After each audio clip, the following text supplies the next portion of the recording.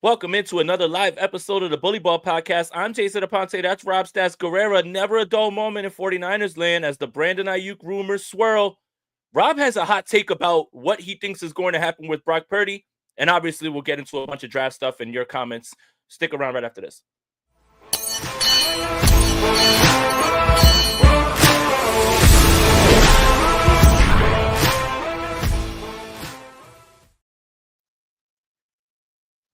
I'm Jason Aponte. That's Rob Stats Guerrera filling in for Steph Sanchez. This is the Bully Ball Podcast on the Gold Standard Podcast Network. Make sure you guys like this video. Helps us out a ton. Subscribe to the channel. All of that. Rob, how you doing today on this beautiful Tuesday? Well, you said it's never boring, Jay, and it is never boring. We're going to get to the Brandon Aiyuk stuff. There's some shenanigans happening in the 49ers Media Madness tournament that I'll explain after we get to the actual football stuff. It's never boring when 49ers land. I'm on the edge of my seat waiting for this part, but yeah. So the Brandon Aiyuk stuff has been swirling for a little while, right? And obviously the Cleveland Browns keep coming up, the Los Angeles Chargers keep coming up, and the New England Patriots keep coming up. And last year we know that the 49ers were very close, if not moments away, from trading Brandon Aiyuk to the Pittsburgh Steelers before Kyle Shanahan runs upstairs and stops it.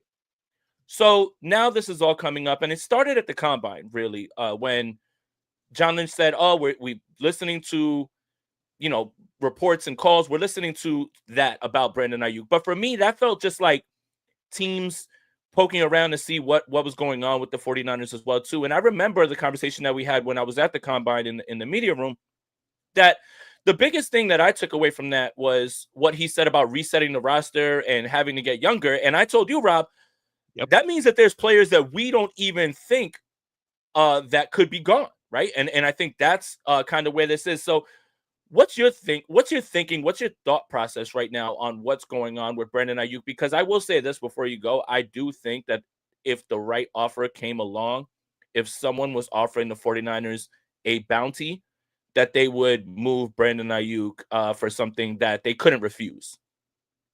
Oh, I think they want to move Brandon Aiyuk so badly. And I think he's getting traded this week. And it's not just because of his bonus, which is almost $23 million that's due on April 1st. But Jay, there's $52 million in other bonuses that have to get paid out that day. So we're talking potentially, $70+ million that Jed York's going to have to shell out on that day. I don't think he's going to do it. I think that he's going to move Brandon Aiyuk. I think they're just waiting for the last best offer. And I think the orders have come down from Jed. Move this guy. I don't care what you get. I don't care about the cap hit. I care about not having to pay the cash. So I think he's getting traded this week. So I think, and again, this is all our perception, putting together the pieces of reports from people who are reputable. There's absolutely a buyer's remorse factor on this contract, given the fact that it felt like the organization was ready to cut their losses and move Brandon Aiyuk instead of paying him. And this was on the basis of, we can't pay you number one wide receiver money if we're not going to use you how number one wide receivers are going to be used. We're not going to give you 10, 12, 15 targets like we do, like Justin Jefferson and Jamar Chase. And we don't value you that way. And I do think there's a little bit of contentiousness because it felt like the organization was in lockstep of, okay, it's time to just cut our losses and move Brandon Aiyuk. And Kyle Shanahan ran up and said, wait, no. Please. He got a little bit of cold feet, knowing that he was going to go into week one without Ricky Pearsall, clearly because of, the unfortunate situation. And he needed his best separator. And he stepped in. And I think that was the moment when Jed said, okay, we paid Christian McCaffrey. We paid Trent Williams. We're paying Brandon Aiyuk. We're letting you run it back.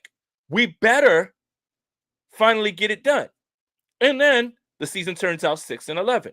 And this is where the whole idea of, okay, we're resetting this and we're starting over because it didn't return the results that they want. Would you agree with that, Rob?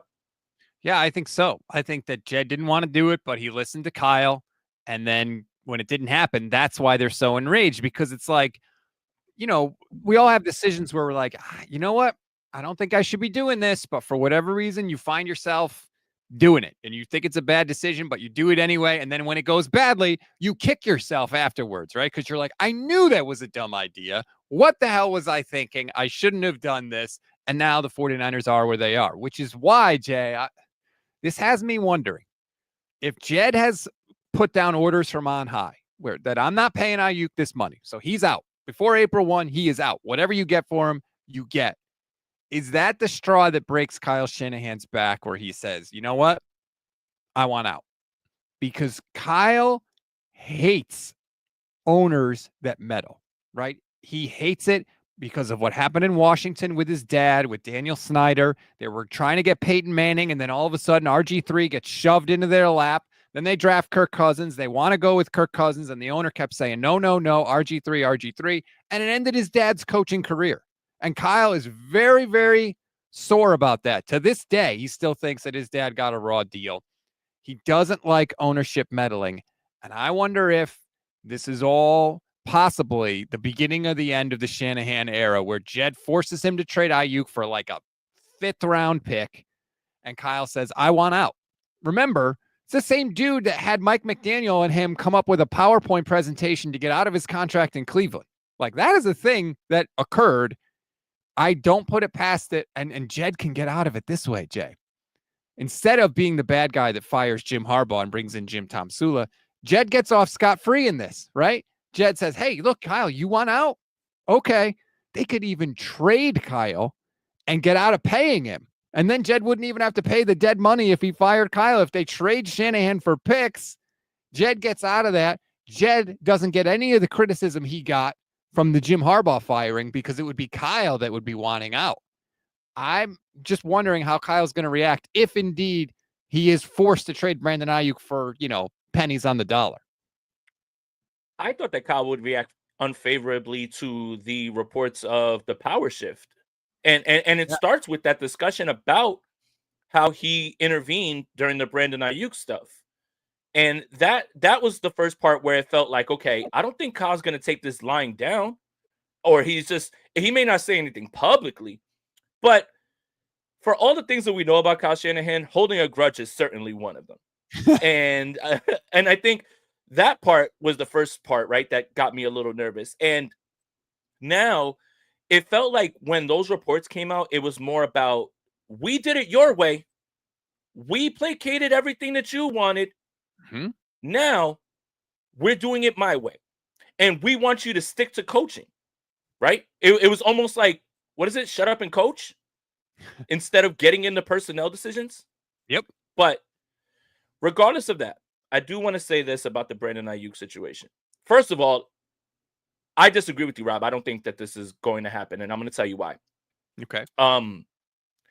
Is the return, right? I don't think that the 49ers are just going to be in the business of just saying, whatever, trade him for peanuts, right? I don't think so, right? At least with him. Because this right here is the turning point in Brandon Aiyuk's career, right?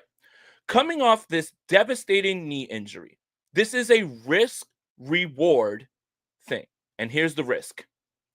If you keep Brandon Aiyuk around and he does not return to form, then you have a contract that if you do want to move, you will move for pennies on the dollar, because who would take someone who is not returned to the form?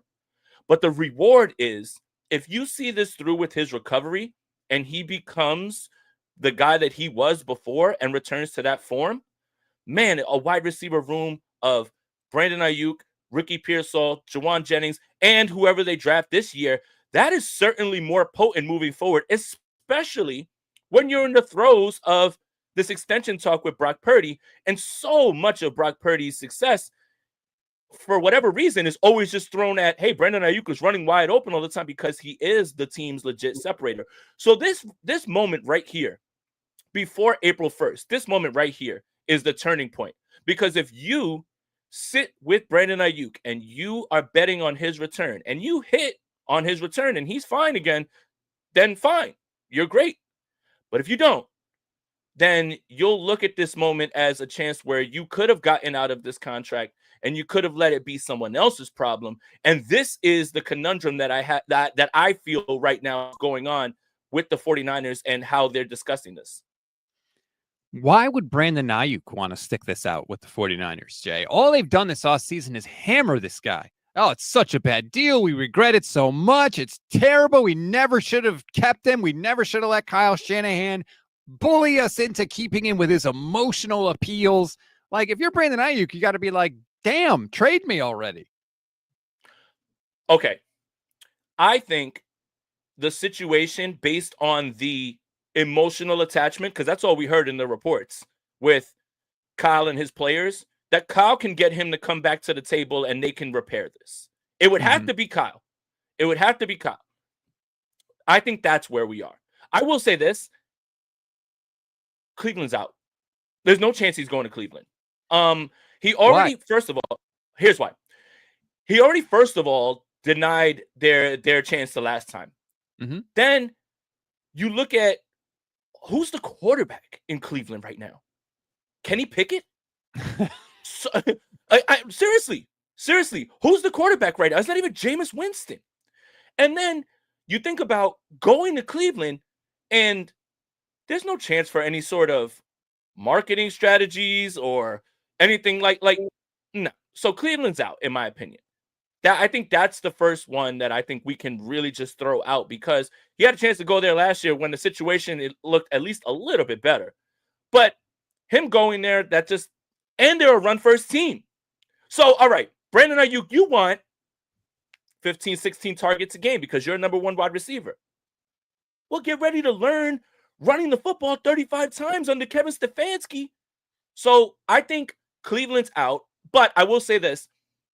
A little birdie told me that Cleveland's offer to the 49ers includes guard Wyatt Teller. And the issue this year, and the issue is Wyatt Teller's contract is complicated. So I don't know what that means for it, but I know that the Cleveland Browns are offering a 30-year-old guard with picks for Brandon Aiyuk. The hang up with Cleveland is they're trying to figure out the contract situation with Wyatt Teller. So all the O-line people, you have to like that offer, right? Because that instantly upgrades your offensive line, right?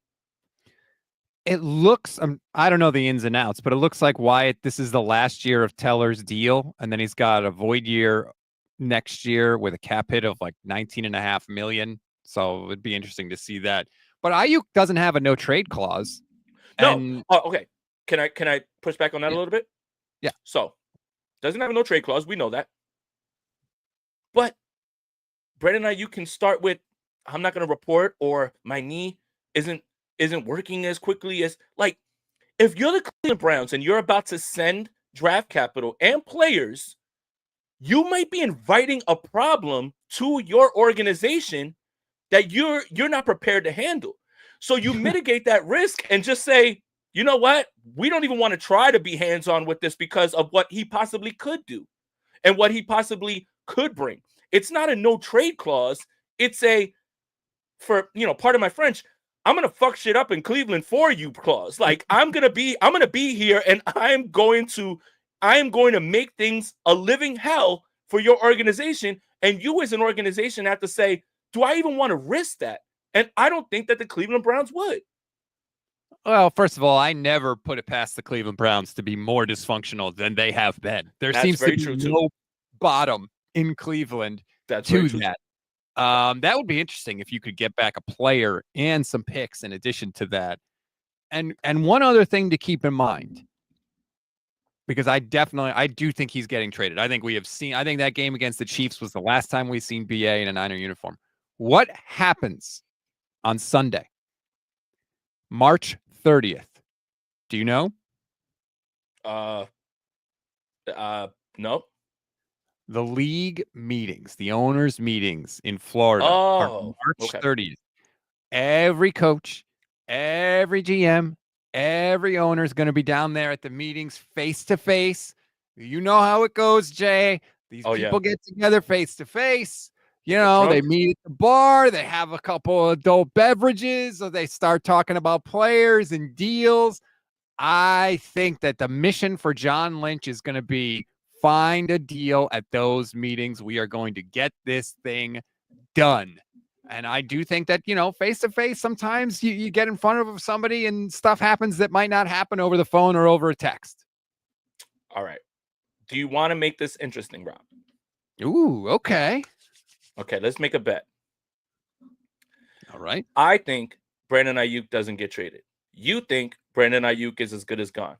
The loser of this bet has to wear their opposing Major League Baseball team's hat on a stream against each other.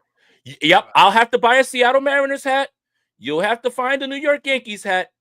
But I will satisfy that bet as soon as I can find a Seattle. Well, I'll just go to Lids and get one. I will satisfy that bet for you. And Seattle's hat's really nice, actually. I don't wear other teams' apparel. Like, I only wear Niners and Yankees stuff. So would you be down for that? I would absolutely be down for that. As much as I hate the Yankees. See, it's different for you, though. I don't hate the Mariners. My most painful memory in sports for the rest of my life is the 2001 ALCS when the Yankees beat the Mariners. When Alfonso Soriano hits the damn home run next to those yellow stairs in the old Yankee Stadium. That is the most painful sports memory of my life. So it's a big deal for me to put on a Yankee hat because they're the ones that inflicted that pain on me. The Mariners are a bunch of losers. They're a nothing organization. It's nothing to you to put on that hat. Wait a minute. Hold on a second. Excuse me, Rob Guerrero, and I don't want to turn this into a baseball podcast. Yes. You mean to tell me that the 1995 Division Series, when the New York Yankees were up 2-0 on the Seattle Mariners, and I can see Ken Griffey Jr. running from first all the way home and scoring a game-winning run and sending me as an 11-year-old child crying in my bed to sleep? You don't think that replays in my mind? Not before the 6 billion championships you won after that. That's the only memory I have in baseball is Griffey rounding those bases, man. That's all I got in 40 years of being a fan. Listen. The last Yankees World Series was in 2009. That might as well be 1904 at this point. Like it is that far gone. But I'm glad that we got this done. And I listen. And the same thing with Ken Griffey. I love Ken Griffey. A-Rod was great, and then he became one of us. I loved Tino. He became one of us. Edgar Martinez, Jay Buhner, Mike Blowers. Like the only person I didn't like from the Mariners was Randy Johnson. Like, I will hate Randy Johnson to the day that I die. Also a Yankee. Yeah, and I hated him. I hated him when we got him. All of a sudden, he was trash and was, and I was like, thanks a lot, jerk. You stopped us a few other times. Anyway, not a baseball podcast. Back to the football. So we have a bet. I believe that Brandon Aiyuk is here on April 2nd. Rob Stats Guerrero believes that he will be playing for another team. Now, Rob, you alluded to it a little bit before. What's going on with this media madness stuff going on? Okay, so for anyone that doesn't know, we have the 49ers Media Madness Tournament going on now. You can go and vote. I'll put a link in the description of this episode where you'll be able to go and click and vote for your favorite 49ers media personality. We've been doing this. This is the third year now. People are generally familiar with it. The response has been good. Unfortunately, I check the results every day, and I'm noticing that there has been some shenanigans, that there has been some attempts to rig the outcome of one of the matchups, quite frankly. And I've investigated this. Levin and I have been working on it this morning, and we're trying to figure out what we want to do. But we may have to change some of the results because there has been a concerted effort, either through this person themselves doing it or someone doing it on their behalf. But one of the matchup results is not on the up and up, Jay. First of all, before we get into that, Aponte is definitely a Lakers fan. Not at all. I don't even watch basketball. So answer's no. And then Nick says Grant got bounced in the first round. Yes.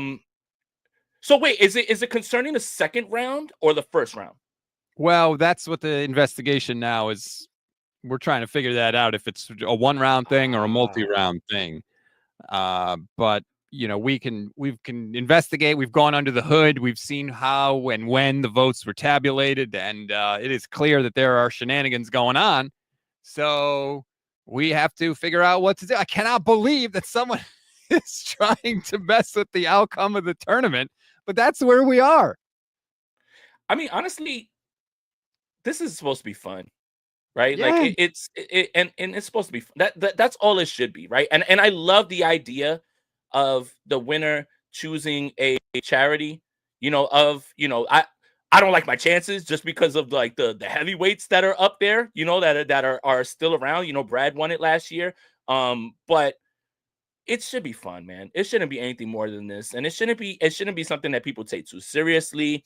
Whether you're on the list or you're not, or you just get bounced, like it's fine. Like my buddy Andrew Pasquini's on here. We had a good time talking about it, like with ourselves, and I was just like, sorry, man, like got to vote for the boss man, like over you, pal. Like like we just joke around with it, like it's just supposed to be fun. It should never be anything more than that. The whole point of this was so people realize how many people are out there that are covering this team. It's not just the beat writers. The 49ers have an incredible group of people that spend hours and days covering this team, different aspects, the salary cap, all sorts of different angles to go about this. And I didn't really realize it myself until I started working for Niners Nation. And then when I went independent. And so I was like, hey, let's expose as many people as possible to the good work that's being done out there, quite frankly. So that's why I started the tournament. It wasn't supposed to be like an FU to anybody or anything like that. It was just like, oh, you see this person on the list? You didn't know that they did that. Let me go to their Twitter. Where are they working? Let me see what they tweet. Let me see some of their work. And then you find it, a really cool thing that helps your experience as a fan. That was all it was supposed to be. And it has now turned into controversy because nothing can be boring with the 49ers. At all. And what's funny about it is David Lombardi beat me last year. When I saw him at the combine, it was like I walked right up to him and I was like, you think you could just do that to me, pal? No, seriously, it's not that serious. I hope that we figure it out. And again, it is what it is. Whoever wins, whatever. But it is about exposing and giving people a chance to shine, because we do have a lot of good people in the community. All right, Rob, we're going to throw all this goodwill out the window because you have a hot take that you want to get off, and I cannot wait for the chat to react to this one. I'm going to give you the floor. All right. I was in the shower this morning, getting ready to start my day, and I was listening to Pro Football Talk with Chris Sims and Mike Florio, and they were talking about Jameis Winston. Jameis Winston signing with the Giants, 2 years, $8 million. Like, what does he do for them? Blah, blah, blah. And, they sort of reminded me of the weird situation that the Giants are in right now, which is Brian Daboll and Joe Shine or Schoen, I'm not sure how you say it, but the GM there, Joe Shane, they're fighting for their lives. They barely avoided being fired after last year. Their heads are just barely above water. They have no quarterback in New York whatsoever. Jameis, Mr. 30 interceptions in a season. That's the guy that's going to be your life preserver, Jay. That's the guy you're pinning your life to. No, not me. I'm just saying at least the Giants will be fun and watchable. I live here, so I know that it's about, look, being bad's one thing. Being bad and boring is insane. At least be bad and fun. So here's what they could do, right? They could go and draft a quarterback. They have the 3rd pick in the draft. They could go and draft a rookie quarterback and say, this is our guy. We got our guy, and pin their hopes to him and hope that he plays well, like a Jaden Daniels situation, and that he saves their jobs. It's entirely possible they could go that route. But it's hilarious because they have Jameis Winston on the roster. And I don't know if people remember, Jameis Winston got drafted in Tampa Bay, and after a year, the coach that drafted him was immediately fired. So drafting that quarterback doesn't always save your job. Is it totally crazy that the New York Giants call up the San Francisco 49ers and say, we are not giving you the 3rd pick, but we have the 34th pick. We have the 2nd pick of round 2. We'll give you that pick. We'll give you our 2nd round pick in 2026. We want Brock Purdy. Then the Giants can draft Travis Hunter at 3, and they go Hunter, Malik Neighbors, Brock Purdy. That's going to save our job. If I'm Brian Daboll, I say, give me that guy, Brock Purdy. He's 25, but he's a veteran in the league. He's a proven winner. I'm a quarterback whisperer myself in Brian Daboll. Give me that guy with those wide receivers, and I ain't getting fired this year. And I don't care about a 2nd round pick in 2026. Rob, I love you. You're the boss, man. We're good friends. You've done so many great things for me, including believe in me and bring me along. Absolutely not. And here's why. Here's why.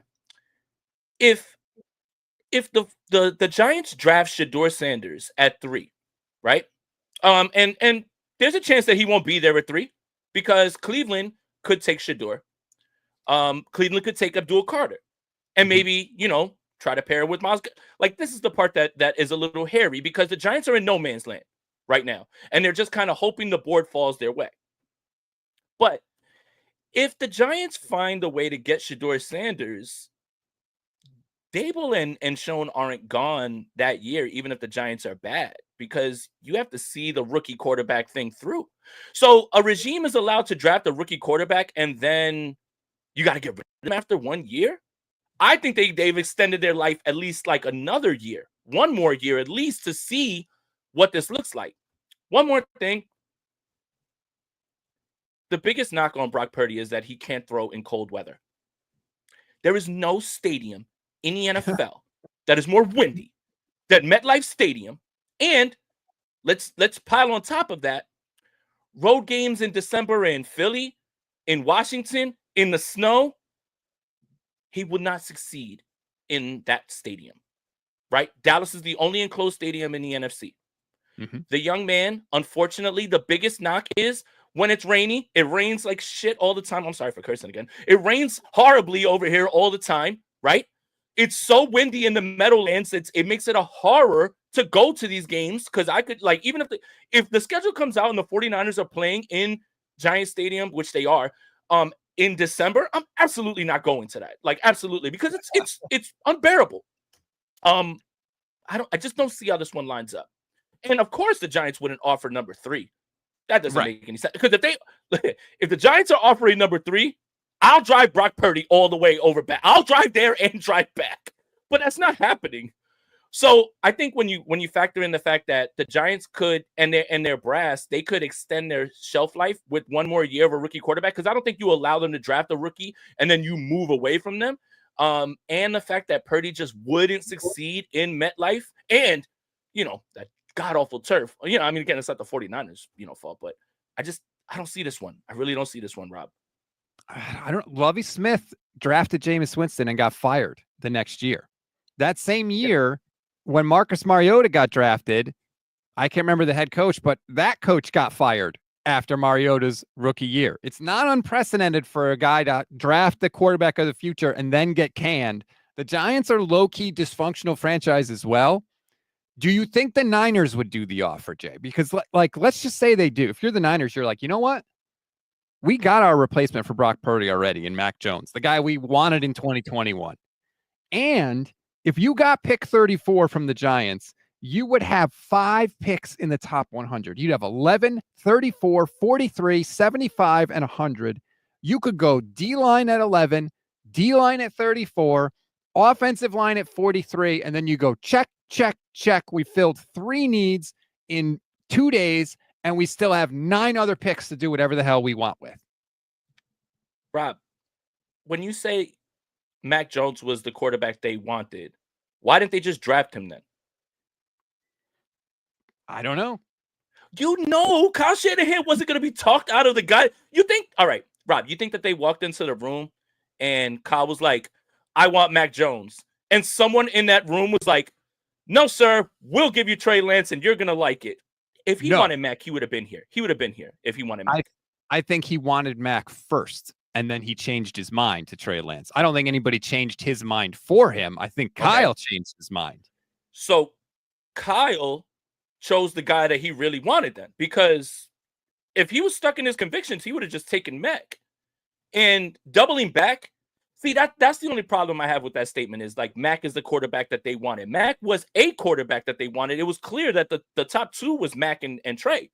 Right. But if he changed his mind, it wasn't because anybody changed his mind, and he really got the quarterback that he wanted. It's just that Mac is one of the quarterbacks that he wanted. So, like, I just wanted to push back on that because I've seen a lot of that, and I'm just like, no one pushed the button on Trey Lance without Kyle Shanahan. The idea of him going to the 3rd pick was to get his guy. I think that, yes, I agree. Like, no one is going to at that point was going to tell Kyle who to pick. I think that Kyle would say, I should have trusted my instinct. Remember how we were talking about, well, sometimes you make a mistake and you know you shouldn't do it, but you do it anyway.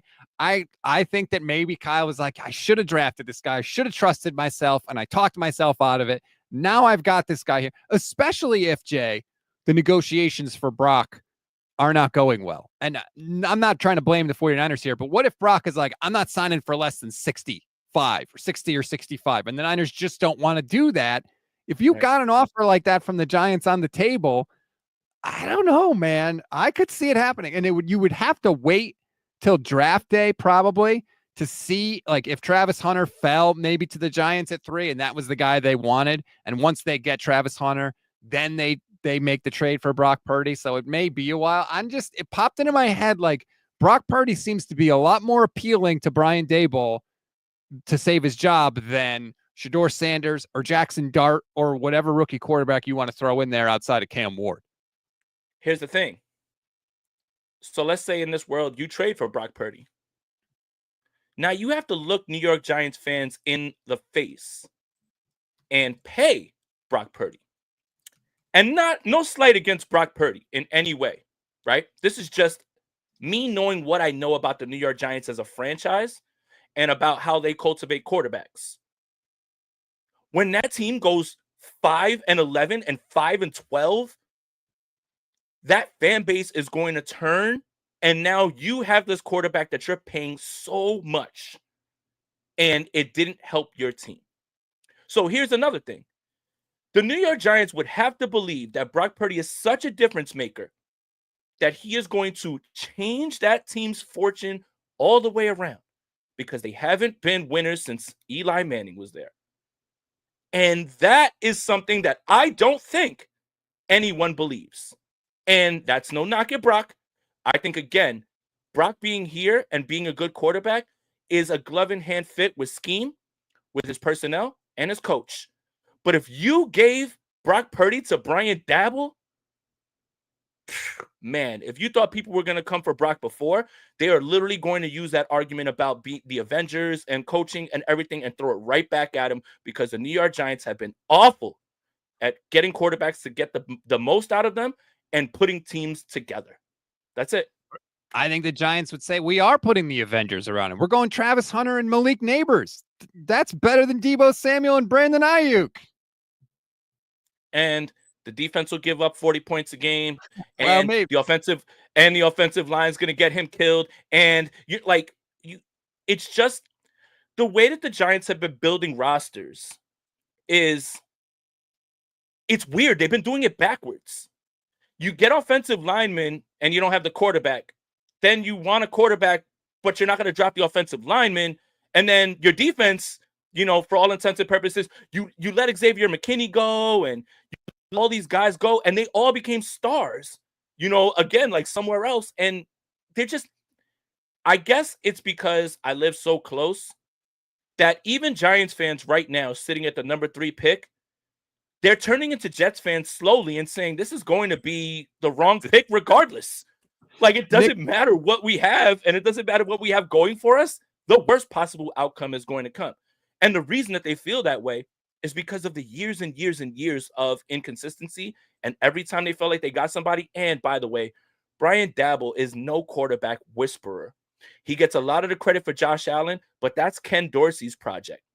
You can say what you want about Ken Dorsey being an offensive coordinator who's bad or, whatever, but Ken Dorsey's the one who turned Josh Allen's career around. Brian Daboll happened to be the coach, and he got all the credit for it, and that's why he was ending up as the New York Giants head coach. Not saying that Ken Dorsey deserves to be a head coach, but that credit does not belong to him. And if you don't believe me, look at what happens when you have all these quarterbacks that you could run the same exact offense with Josh Allen when they had Tyrod and they were playing, running football and play action, RPO.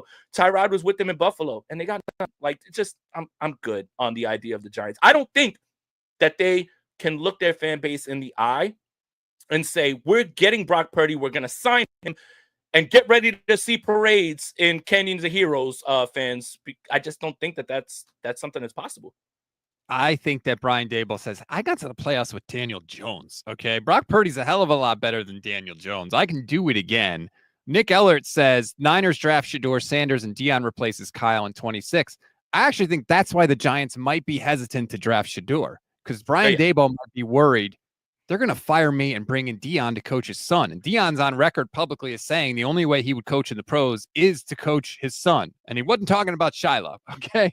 So I do think that maybe that scares them a little and they don't want to draft Shador at 3. Well, here's the thing too. At the combine, they're speaking to a lot of people who are very close to the New York Giants situation, including beat writers and people that are around. The Giants are scared to death of the idea of Shador and what comes with that. Meaning Shador and your dad going on a podcast and saying, why am I not starting? This team would be, and the extra stuff that comes with it. Now, just before we came on here, I believe it was Adam Schefter, and he was on Pat McAfee saying that he believes that everything is connecting right now for Shador and the Giants. And Shador and Malik Neighbors have played catch together and all those things. So, again, it's smoke season. It's March 25th. Take it with a grain of salt, right? But I do think that the Giants' initial plan was to try and see what the Tennessee Titans wanted for Cam Ward at the number 1 pick. And the Titans said, you know what? We have a new stadium we're about to build. I'm a brand new GM. Will Levis is trash. We're going with the kid, and it doesn't matter unless you blow us away and you say something stupid like 4 first-round picks, then, but you're not going to be able to get here. Okay, so that's done. And then Cleveland, there could be a scenario in my mind where they take Abdul Carter, build up that defense with him and Myles Garrett, and then make a move for somebody like Kirk Cousins, which, again, the Browns are dumb. They already got dead cap, and they can already do things like that again. So you get somebody like Kirk. He's completely comfortable with a Kevin Stefanski offense. They're going to run the hell out of the football, and they're going to say, we're going to put this on the back of our defense, and we're going to see what we can do with Kirk in this division. And then at number 3, Shador is there. And I do think that the Giants would be inclined to take him, even though drafting Shador is bringing in the dad as well, too. You don't have any of those problems with Brock Purdy. Brock Purdy's dad stays nice and quiet in his hot tub store that he's got there in Arizona or whatever he does. I don't even know what he does. Woo, man. I mean, look, I had this thought about like the Giants like trying to make a move, right? Like the idea of Rodgers and Shador, right? I thought something like that would be much more attainable, but the Giants decided, hey, we have no quarterbacks besides Tommy Cutlets on our, and we can't wait right now for Rodgers. So Rodgers is still whatever in his dark retreat, and he's just whatever. But they had to make a move because they needed to start putting quarterbacks on their roster. So I don't know. This one, Rob. I'm gonna push back on it, and I say I disagree as well too. I don't know. I couldn't help but wonder, do you think the Niners would do it? Would 2 second-round picks be enough for the Niners to do it? Especially because Kyle could be like, hey, we've got a cake schedule this year. I'll get us to the playoffs with Mac Jones. And then I ain't getting fired. And then we could stick with Mac, or maybe I figure it out next year. But I don't know, especially if the negotiations are not looking positive. You said that you believe that all of this stuff has been going on, and it's kind of you wonder if it's the beginning of the end for Kyle. Mm-hmm. Do you want to speed up the end for Kyle by trading Brock Purdy and putting it on Mac Jones, and then you don't make the playoffs, and like you made the decision to get rid of this guy that has gotten us to the NFC Championship and the Super Bowl? That is a risk that I don't know anybody that they would take right now. Even if I understand the sentiment because of Mac, is a good, he's a point guard, right? Like that's kind of what the knock on everybody in this offense is as a quarterback is, oh well, yak and it's Shanahan's offense. But if you make a move from somebody who was minutes away from winning a Super Bowl, literally was in an NFC Championship, and you roll with Mac Jones and you end up with a season like that again. If you want to talk about accelerating the process for the end for Kyle, that's crazy to me. Like, I think that's a risk that you cannot take if you're trying to, stick around. The 49ers would never move away from a quarterback that got them to a Super Bowl and an NFC Championship game, right? Why is Jimmy Garoppolo catching strays? He's not doing anything right now. I'm just saying, like, they've already done it.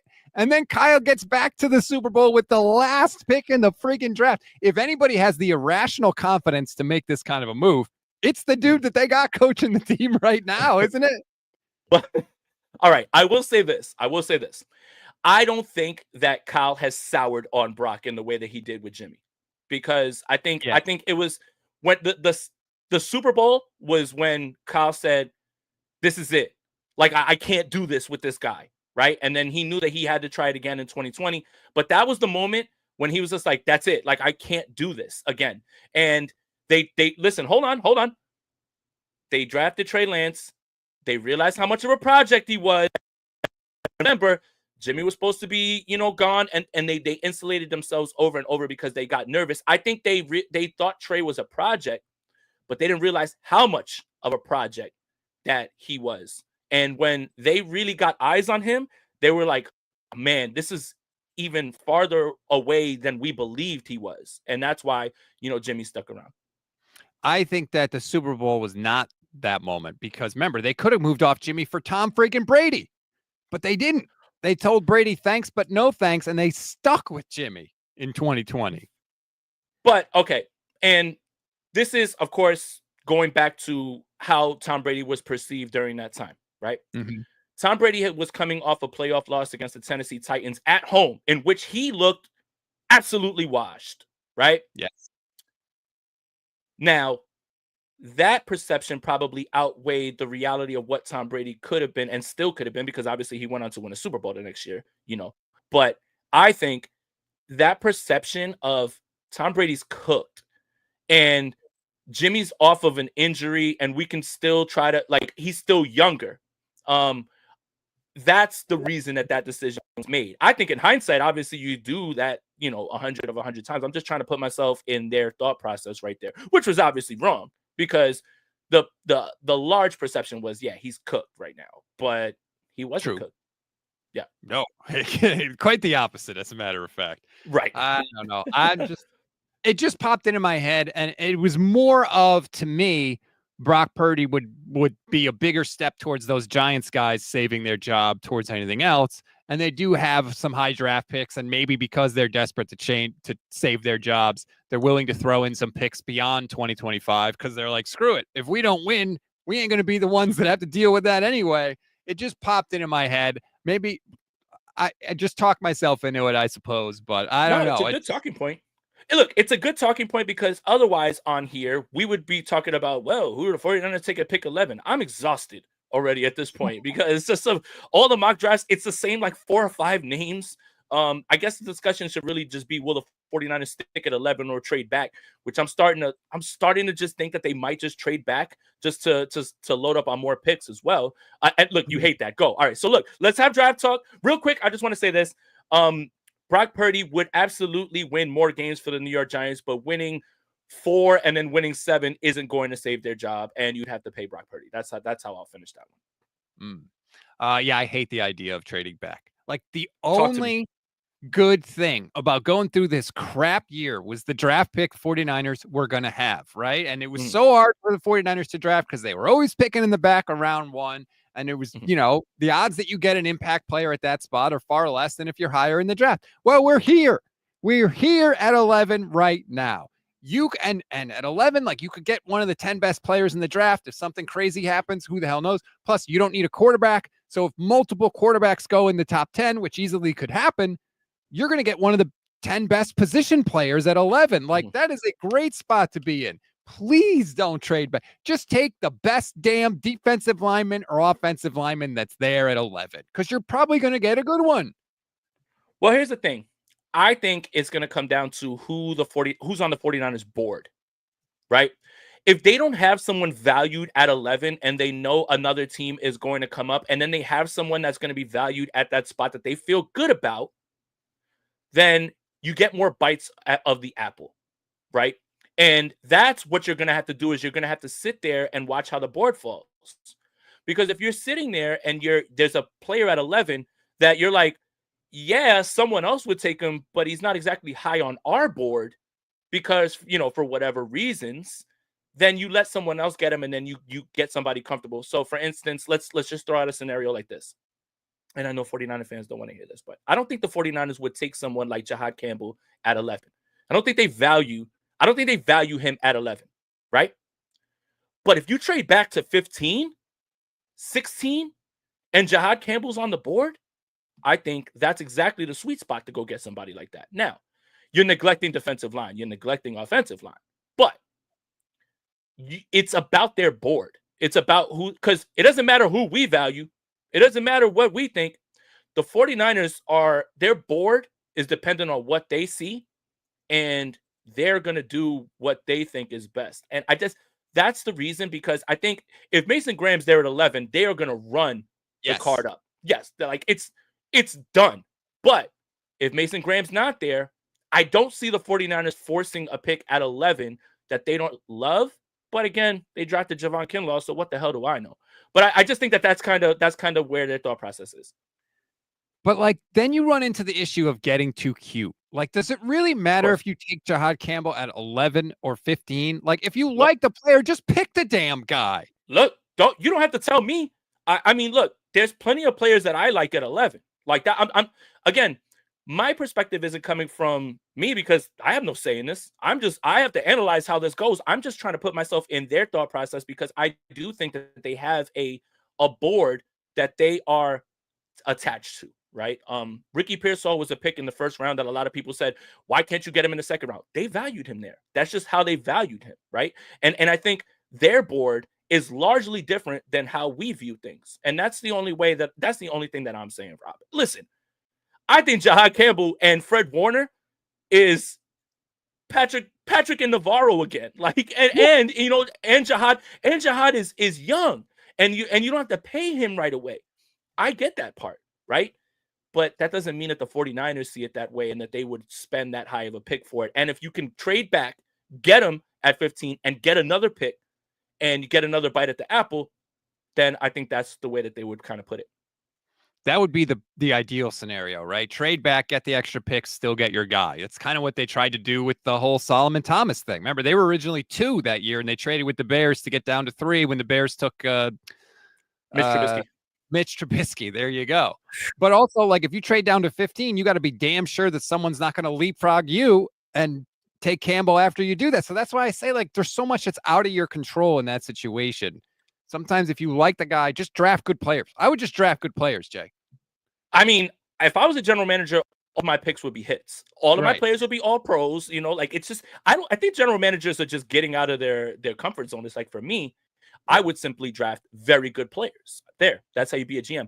But this is the dance. This is the idea, right? This is the dance, and this is the risk that you take when you do things like that. Is, hey, we're comfortable at 15 because Jahad Campbell will fall. Oh, at 14, Jahad Campbell gets drafted, and now what? You're scrambling again. So it's interesting. There's a lot of ways to go about this. I think we praise the 49ers and their flexibility in this draft because of all the spots that they have to fill, right? Because Lord knows, Rob, all 11 picks are going to hit, like that's how I mean, look, the Bears and the Eagles have done it. So why can't, I mean, the Bills and the Eagles have done it. So, the 49ers will be able to do it as well too, right? Like, and the Rams, they've done it, right? Right. Clearly, that's their plan. They're just going to draft 11 studs, and we're going to have Pro Bowler at every position on one side of the ball. And anyone that doesn't see it is a moron. It's clear as day what the 49ers are going to do. Just go to David Lombardi's Twitter timeline. He'll tell you.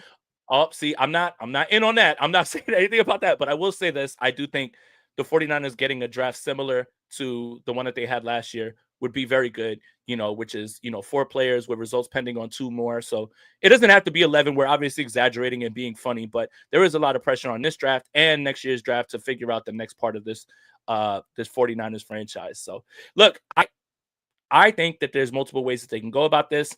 For me, if I think Jahad Campbell's linebacker 1. I think he immediately slots in next to Fred Warner. That's hit the ground running. That's no project. That's immediately like you've got your replacement right away. Like, no questions asked. But they may not see it that way, and that's kind of the way that I'm thinking about this in this exercise, Rob. And it depends how much of an influence does Robert Saleh have? Would he rather have the linebacker over the defensive lineman? How much say does he have in terms of who they pick? If he's only going to be in the not with the Niners for 1 year, do you really give him that control? Or if you're thinking maybe we might fire Kyle Shanahan, Robert Saleh could be the replacement, then you give him a lot of control. My God, man. This March 25th, like this draft needs to happen already, man. And we're less than 30 days away. But yeah, you know, it's just in this period, like I love what the NFL has become, which is a year-round thing. But the time from the combine to the draft allows players to be overvalued, and some players stock to fall because you have too much time to think. And then, you know, we end up with exercises like this about, like, you know, will Kyle be here? Will Kyle? This is kind of just, it's too much time. Once we get these rookies in and we figure out who it is, then we can just start talking about that and why the 49ers drafted 11 studs and they drafted the best draft class in the history of the NFL. That is the way we're going to do it. I look forward to those shows. Yeah, 100%. All right, Rob. Thank you for joining me today. Thank you for joining Rob and I. Make sure you guys like this video, subscribe to the YouTube channel, subscribe to the Gold Standard Podcast Network, wherever you get your audio podcast. Follow Rob on Twitter at StatsOnFire. Follow me on Twitter, Jason Aponte2103. Follow Steph on Twitter at Steph49K. She does great work as well, too. We miss you, Steph. And, you know, Steph and I have YouTube channels, so you guys can check that out as well, too. But thank you guys for tuning in. Appreciate everybody in the comments. And as always, go Niners.